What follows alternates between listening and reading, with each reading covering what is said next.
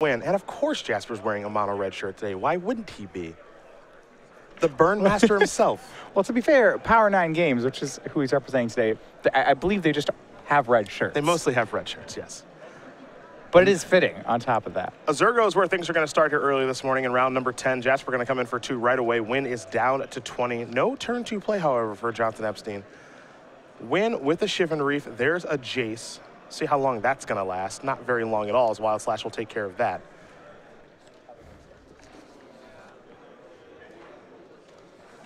Zergo will come across. Jasper will pass the turn back. Winn already down to 16. Yeah. Temple of Triumph is the land for turn 3. And Tyler's Winn's Jeskai aggro deck has gone bigger in the main deck. That may not help him here. He's playing extra copies of cards like Dragonlord Ojutai and Goblin Rabble Master. He's cut a Soulfire Grandmaster for it. Doesn't have any copies of Seeker of the Way. Land number 4 there for Jasper, an attack for 2. Winn's down to 14, but no removal spell, no Searing Blood, no Wild Slash for the Jace. So Winn will get at least 1 activation from Jace as he does pass the turn back. Yeah, Jasper's on a pretty burn-heavy draw. Ideally, he'd have a second creature here. The fact that he's only has one source of repeatable damage means that Tyler has a lot of life points to work with. Now Zergo's coming in with some oomph. Tyler will discard Temple of Epiphany, and Jace will bite the dust. Jasper with land number 5, pass the turn back. Here's Ojutai's command, getting Jace back, and I would assume gaining 4 life against the red deck. Yeah, so essentially this was just a gain 6 life spell for 4. Which was very good, as the Winn is up to 18. Flooded Strand is land number 5. Winn will sacrifice that, go down to 17. Keep in mind that Jace is active, and there are 4 cards in the graveyard now. Basic Island is what Winn does search up. Yeah, so this is one of the 2 main deck copies of Dragonlord Ojutai. It should be very good against mono red, especially in conjunction really with this Jace. If he can pull off a flashback of Ojutai's command, it'll be very hard for Jasper to get those last points of damage across. Jace going to go active, but Jasper's going to stoke the flames that right away. Cannot let that turn into Jace Telepath Unbound.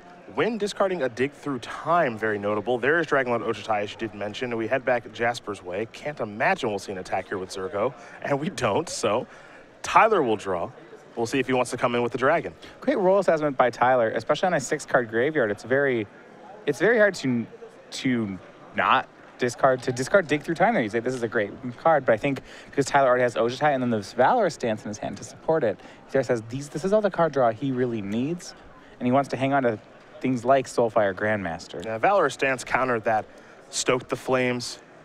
Exquisite Firecraft is going to try to go after Dragonlord Ojutai. That's going to get countered by Valorous Stance as well. And now Ojutai gets to run away with the game because Jasper has 1 card in hand, I believe. Tyler's going to sacrifice the Flooded Strand, go down to 14, but Tyler's got so much life to work with. He's got the best creature on the board, and that creature's going to continue to draw him into gas. All right, those 2 Valor Stances, saving him so much life. Jasper with a lot of burn, but continues to point it at Ojutai. And because it's going into creature, Tyler's able to save it. And it's tough because with where Tyler's life total is at, 14, I don't think you can start setting the Stoke the Flames and the Exquisite Firecrafts upstairs. Exactly. I think you probably have to try to go after Dragonlord Ojutai there, and it certainly did not work. Now you see how it runs away with the game. Ojutai finding a copy of Dig Through Time. He has a Soulfire Grandmaster now being played. Dig Through Time and Jace is the last 2 cards in his hand, and he'll get to cast all of them. I've seen worse turns. In my years of doing this, I've seen worse turns of Magic. This is an Abbot of Carol Keep. It's going to have to be a real good one. Wild Slash is acceptable, but not the best thing I've ever seen. Yeah, I mean, it's reasonable. It takes care of one of these 2 drops. The problem for Jasper is that Dragonlord Ojutai is going to kill him in 2 attacks. And he's just not winning the race against the card anymore. No, not at all. Soulfire Grandmaster is going to block Zergo. This will allow Winn to gain 2 life. He's going to go up to 16. Wild Slash will go after Dragonlord Ojutai as well. Another Wild Slash. Okay, so the big dragon is dead. However, the last card in Tyler Winn's hand is a doozy in Dig Through Time. Right, and this was found off that second hit of Ojutai. So while Jasper did get something accomplished there with getting Dragonlord Ojutai off the board, Dig Through Time is going to find Tyler something of use. It's almost impossible for it not to, given that you get to look at 7 cards, and Ojutai's command is the first card he's taken very quickly. Yeah, it looks like Mantis Rider was the other one, so he has a replacement threat. And look how much card advantage is here. This Jace is going to get to flip. He'll have an Ojutai's command in hand. Just picked up a copy of Stoke the Flames. Yeah. Jace going active, Temple the draw, easy discard. Time to flip into the Telepath Unbound. Winn can flashback things if he'd like, but he's just going to move up Jace to slow down the Abbot. The follow-up is Mantis Rider. There'll be an attack for 3 in the air. Yep, has Stoke the Flames up thanks to Mantis Rider's Vigilance. Tyler Winn making this game look pretty easy right now. Yeah, well, what I like is that every time he's had that choice, he's taken the life gain route on all of his cards. You see Jace, he's just using it to plus the plus ability to -2 Jasper's creatures. You saw him use Ojutai's commander to basically chump block and gain 4. It was just a life gain spell. So he's really giving a lot of respect to the mono red deck and using all his cards to buy time to bridge him into the late game. Well, I think it's important, and you said it during the match, role assessment. Right. Even though his deck is Jeskai aggro, no question about it, he's the control deck in the matchup because he actually has the ability to pivot with cards like Ojutai's Command, where Jasper really doesn't. Now, Jasper can play a longer game with his burn spells, and we'll see if that happens in game 2 and or 3.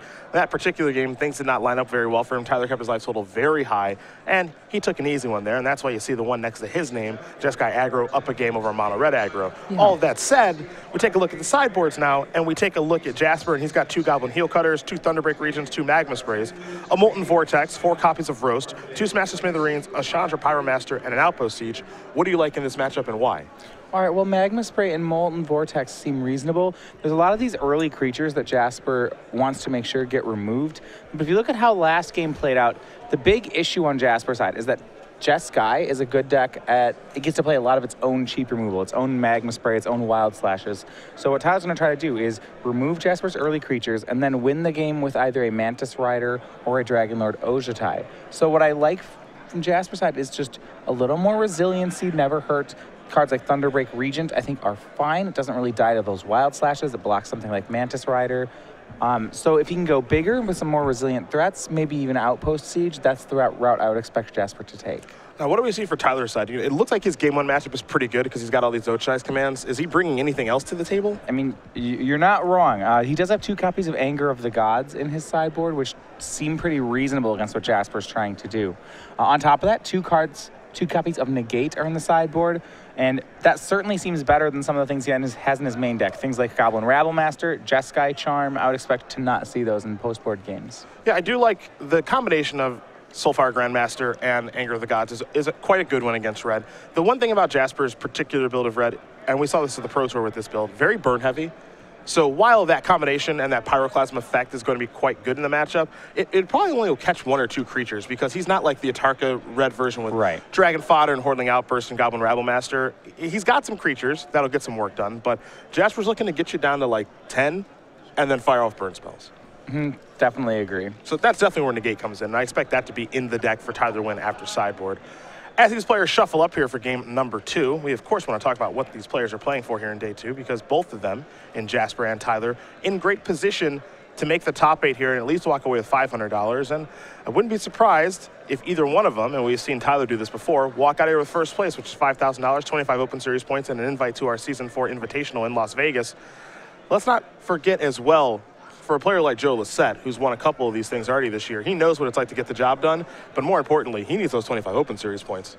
Yeah, those 25 points could really make the difference. We said before, Joe Lissette entered in 9th place, which means currently he has the last spot to the Players' Championship, but boy, would he like to get off that bubble. And taking a look at social media last night, before calling it an evening, Ross Merriam playing on some local IQs, as is Jonathan Morawski, 2 players who are qualified for the Players' Championship right now if we were to end things today. Looking to gain points, looking to solidify their spot, maybe be the points champion for the season. A lot of people out there grinding away. They couldn't make it up here to Milwaukee this weekend. They're looking to get Open Series points to keep pace because they know players like Matthew Tickle, Tom Ross, and a bevy of other players are looking to catch them right now. Yeah, Chris Anderson here today as well. We had Caleb Schurer. I don't believe he made it into day 2. I don't think he made it in day 2 either, taking a look at the standings. So for him, he'll have to do something with Storm here in one of the 2 formats that we have for our Premier IQs. We've got Legacy and Modern here. And Caleb has had a lot of success with Legacy Storm. In Seattle for our Season 4 Invitational last year, he had a fantastic record with the deck. And so I imagine he'll probably choose that version of Storm over the Modern version. Plus, the Legacy version of Storm is just better than the Modern version. So it seems like a natural place for him to go. You talk about the invites to the Players' Championship. Right now, if we ended things today, Gerard Fabiano would get the at-large bid as far as season points are concerned. He'd be our season points champion for season number 4. And then we give away 7 invites. So Hunter Nance is 1, Jonathan Morawski is 2, Todd Anderson's 3, Ross Merriam would be 4, Eric Hawkins would be number 5, Chris Vanderveer would be number 6, and Joe Lissette would be number 7. However, Logan Mize, Rudy Brisca, Caleb Scherer, I think they might have something to say about that. Yeah, I mean, you look at Rudy and Logan, they are 3 and 5 points behind Lissette right now. That is hardly a lead at all. Yep.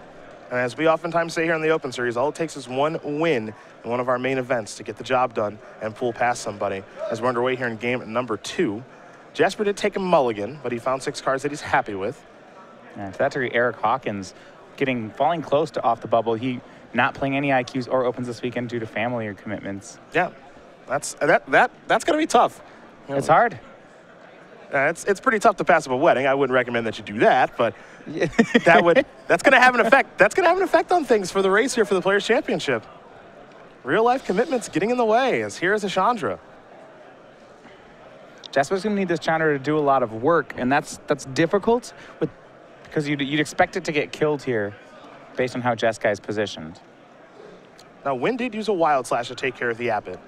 Does he have another burn spell? He does. So another Wild Slash will take care of Chandra. And this one has lifelink thanks to Soulfire Grandmaster. Yep. It's really not where Jasper wants to be.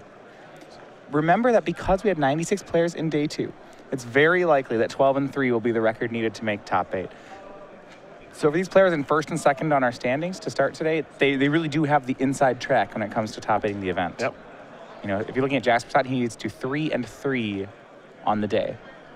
Wild Slash there from Jasper will take care of Soulfire Grandmaster, but that thing already got a lot of work done, gained a bunch of life. Now, Winn did draw a Mantis Rider. See if he wants to deploy that, or if he's at that sweet spot with 4 mana and Ochai's Command. Yeah, and what's really been interesting to me is Ochai's Command as a Magic card did not see play for a while after Dragons of Tarkir, and it's only recently that I think the printing of Jace Vryn's Prodigy is really what pushed it to the point where suddenly now we just expect it out of blue-white decks. Yeah, I think it really needed a powerful 2-drop to return. Not to say that Seeker of the Way and Soulfire Grandmaster aren't powerful, but I think Jace is much better than both of those cards. A couple copies of Searing Blood is going to take down that Mantis Rider, so Winn is going to end up taking 6 in that exchange. He's down to 12. Jasper, with no cards in hand, takes a draw step, will pass the turn back. Now, one thing you should note, while this game looks bleak for Jasper, look at Tyler's lands for a second. And this is something I kind of talked about before the match. A basic Plains, but he has 2 Shivan Reefs and a Battlefield Forge. That is a lot of damage on his side. Now, Jasper does not appear to have pressure, so Tyler may get by anyways as he brings back Soulfire Grandmaster with that Ochai's Command. But this is not free. Yeah, he also gained 4 life there. That's why he's up to 15 now. Wild Slash took care of Soulfire Grandmaster, which is a good idea, given that thing does have lifelink. Now here's a Jace, however. One thing that Tyler continues to do, even though his mana is not really cooperating, is here's a Stoke the Flames on Jace. I think we might have a negate, and we do.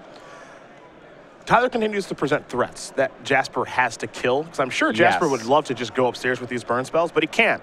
He's got to try to kill Jace and Soulfire Grandmaster and everything else. This is where the mono-red player finds himself trapped frequently, because all his cards are very similar. They're all just burn spells. So if Tyler continues to deploy creatures, Jasper's in a position where he either has to let Tyler have a creature like Jace, which is really unacceptable, or burn the creature, which is what Jasper's been doing, and I think correctly so. But the problem is that that's not getting him toward the win, and it's not like there are any draws that will get him toward the win either. I mean, if Tyler continues to play threats, Jasper's outs basically become drawing Abbot of Carol Keep and hoping to play Abbots into burn spells for the creatures, and then maybe hopes that the Abbots bring him toward the finish line.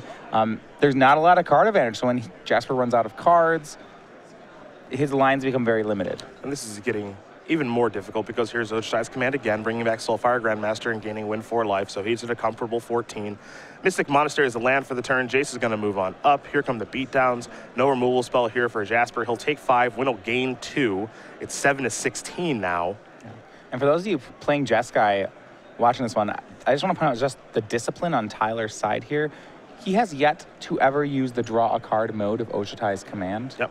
It has just been bringing back creatures and gaining life every time. In this matchup, I'm not sure the draw a card mode is actually a mode on there. In rare circumstances, it probably is. And here's Jeskai's Charm that's going to go upstairs and get the job done here for Tyler Winn. So he's going to win this match pretty comfortably. 2-0 over Jasper Johnson-Epstein. We no longer have an undefeated player here in Milwaukee. And it's likely with that win that Tyler Winn moves into first place in the standings. So congratulations to him. Congratulations on a well-played match. And most importantly, congratulations on picking a role and sticking to it, because he definitely knew what he wanted to do there. Yeah, made that one look easy, to be sure. I'm not sure if it's always that easy for Jeskai in this matchup, but those games, they certainly did look easy. Yeah, having a lot of wild slashes seems like where you want to be against this red deck. Tyler certainly had no shortage of them, and when Tyler's trading 1-mana removal spells with Jasper's 2- and 3-mana creatures, that's where Jeskai's going to pull ahead because he does have powerful cards like Jace, Ojutai's Command, and Mantis Rider that really outclass the red deck.